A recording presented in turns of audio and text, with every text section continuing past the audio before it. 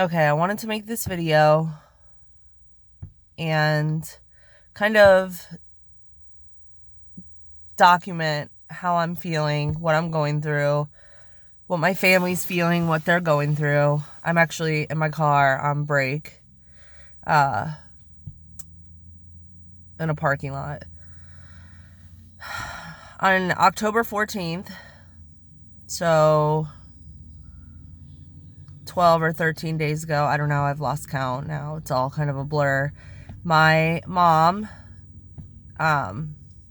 she had a severe asthma attack, and the asthma attack, I believe, because she suffered severe anxiety and had frequent panic attacks, caused her to go into a panic attack, and she went into respiratory failure, which then caused cardiac arrest. When it happened, she collapsed, which woke my dad up. He went over to see her to see if everything was okay, what happened. He realized that she wasn't breathing, that she wasn't conscious. So he pulled her out from the side of the bed, called for my brother, who was in the next room. They both came in. My brother began performing CPR on her. They called 911. The police came first, 2 cops from Pierce County, Pierce Township or Pierce County in Amelia, Ohio. The cops then proceeded to give my mom 2 doses of Narcan, which is understandable with the epidemic that we're in right now, that it's kind of standard procedure. But then they discontinued mouth to mouth, even though they're claiming that they didn't. My dad was standing in the doorway with my brother, who was on the phone with 911, asking the officer if he knew how to do CPR, if he needed help, because the officer was just shaking my mother and saying her name over and over. And the officer told my dad, "No, I got it under control. I'm getting a response." And, my dad was very concerned that he was not performing CPR. So it took about 15 minutes for the ambulance to get there. The ambulance got there.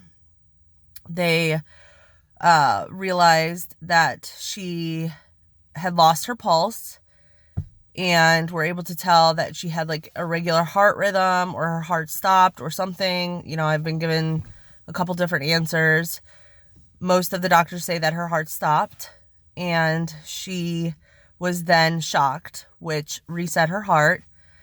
They were unable to put a ventilator in because they said that her teeth were clenched. So they bagged her all the way to the ER. When she got to the ER, they were able to finally put a ventilator in. We, from the get-go, knew how severe it was, but we had to wait for all the initial tests. So they did an MRI. The MRI came back and it didn't show any damage to the brain, which my dad was very grateful for. When this all first happened, he was extremely angry with Pierce County Police Department for not performing CPR. It sort of feels like they went in with the assumption that it was a heroin overdose and proceeded to assume and didn't carry out any standard procedures for anything else that might have been. So, after the first MRI came back, my dad emailed the chief of police, and said, I was angry at first. I wanted to hold you accountable for some of the way that the things happen, the time it took, and mostly for the fact that the officer did not perform CPR at all. And my brother was actually performing it and stopped when the officer got there for him to just give her Narcan and shake her. So she was on the ventilator for quite some time, almost, I want to say like over a week. And all her heart tests came back. Everything looked good. Her lungs looked good. The MRI came back and they didn't see anything. So they took her off the ventilator and she was doing good, but she was not responding to commands. So they were concerned. They gave her 24 hours after she came off the ventilator, and because she still wasn't responding to commands, they wanted to run further testing. So they did an MRI, and they did a EEG, I believe it is.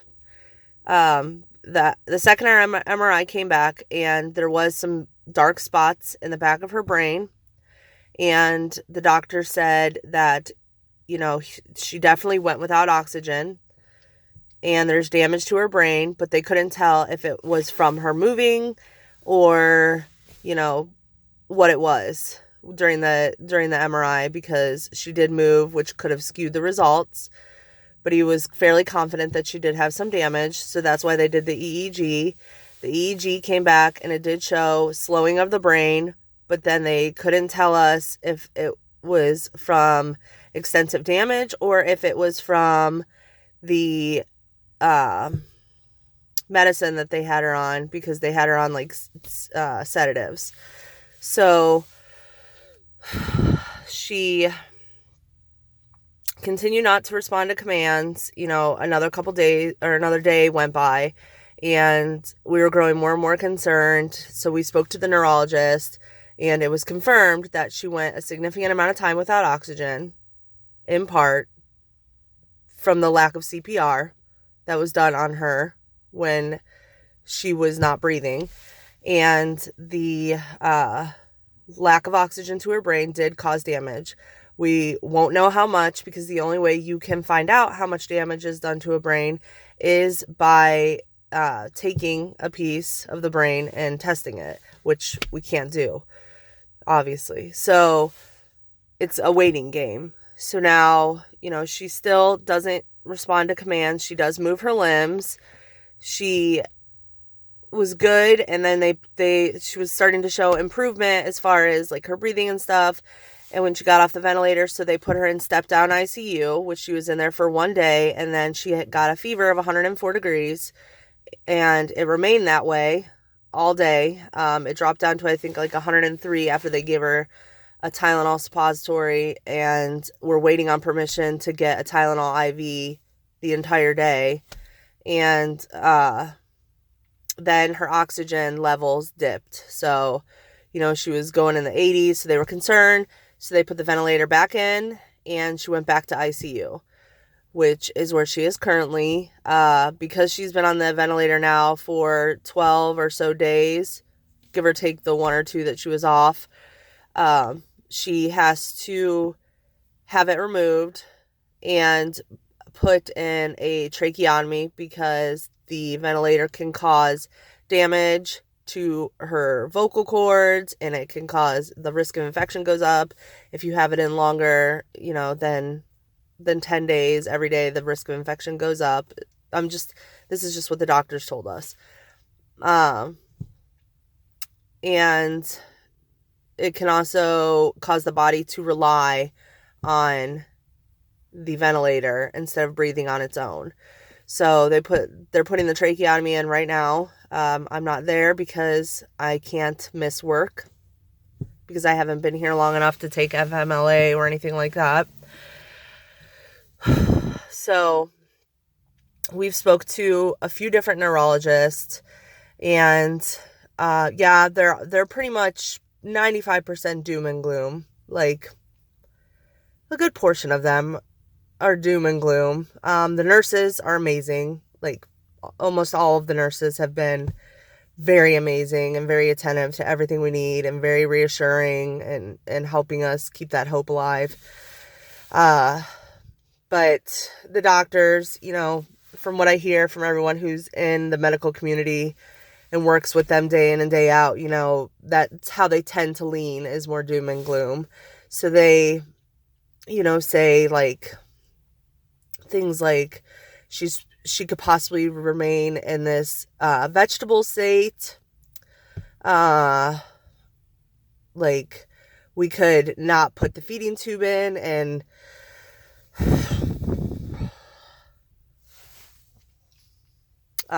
let nature take its course, which is ridiculous. Oh, sorry.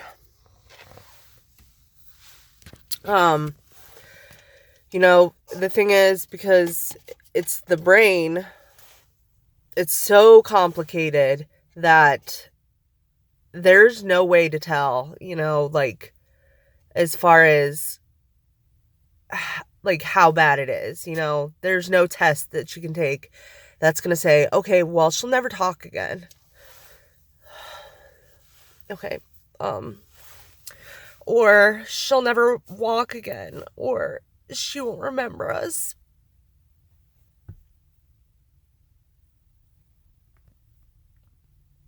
Okay, it's just waiting. We have to wait. So, after she gets the trach put in today, I think they're gonna wait about 24 hours. And then, if she's doing good, they will send her to long-term care. It's like a more intensive nursing home from what I've gathered from how they've described it, that can deal with tracheotomies, because she has to go to a special one because she's going to have one now. And, they'll give her a time frame, or we'll have to base the time frame off of what her insurance will cover. So once she reaches that time frame, if there's no improvement at all, then she will go into a nursing home. Or if she does show improvement, which is, what we believe will happen, what we want to believe that will happen, she can go home after long-term care. And the neurologist gave us a time frame of 2 to 3 months. So if we do not see improvements in 2 to 3 months, or signs that she can be rehabilitated, then she'll most likely stay this way for the rest of her life.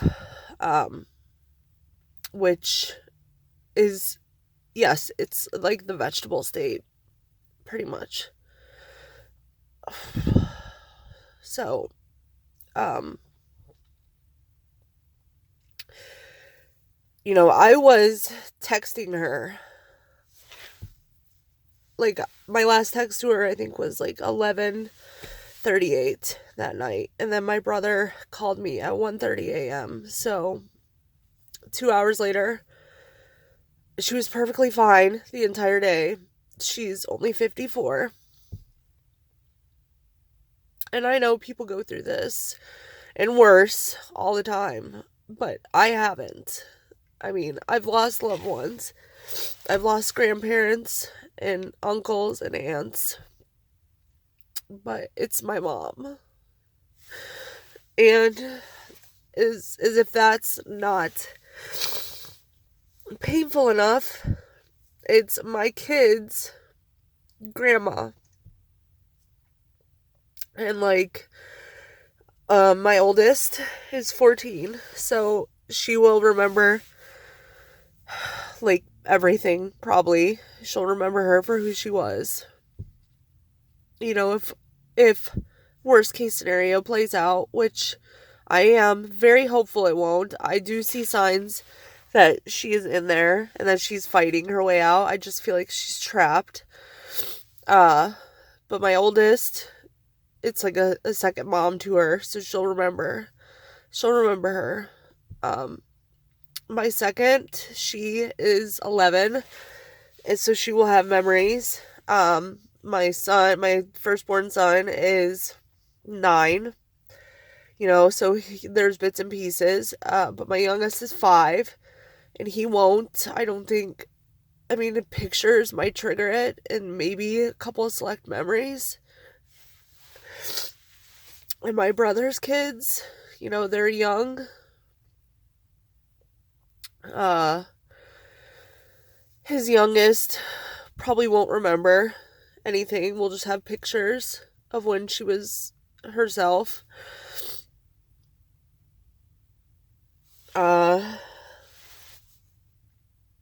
My sister-in-law is pregnant, and her baby is due on Christmas Day this year. And my mom hasn't even met him. So, and then I also have another younger brother who doesn't have any kids. But, you know, he's very close to my mom. We all are. We're a very close family. My dad has left the hospital for maybe a combined 2 hours in this past almost 2 weeks to shower. He runs home and showers, you know, every couple of days because he won't leave her side at all. You know, he won't. He's like terrified of what's to come and what could happen. And you know, so am I, but I am hopeful that it won't be worst case scenario, and hopefully that I can look back on this, you know, this time in my life and be like, that was a real terrible time. You know, it was a struggle to make it through every single day, but, you know, we came out of it stronger, and not look at it as the beginning of, and like the end of who my mom is. Because I'm not ready for her not to be here in sound and mind. And I mean, I'm 33, she's 54. I don't feel like I've had enough time with her, you know? I don't. And I'm sad, I'm angry, I'm frustrated. I'm very frustrated with how everything was handled from the very first contact with law enforcement. It's devastating. It's absolutely devastating. So I wanted to make this video because maybe there's someone out there who is going through this too, or maybe someone who needs to know that they're not alone, because it sucks. It's a really terrible feeling when your parent is going through something like this. And, you know, I have to pull it together all the time because my youngest two, they don't really know what's going on. You know, my oldest, she knows, and still, I don't think she can grasp the fact that it might possibly, like, there's a chance for it to always be this way. And I don't know what I will do or how I would even tell the other kids, because, you know, that's not something I even want to believe in or believe that's going to happen. So,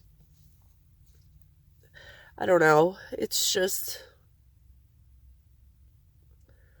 every day I wake up and I'm like, shit, like, it's still happening. This still is not, like, I wake up and I'm like, I wish to God I was waking up from a nightmare, a really long nightmare, but it never goes away. It's always there.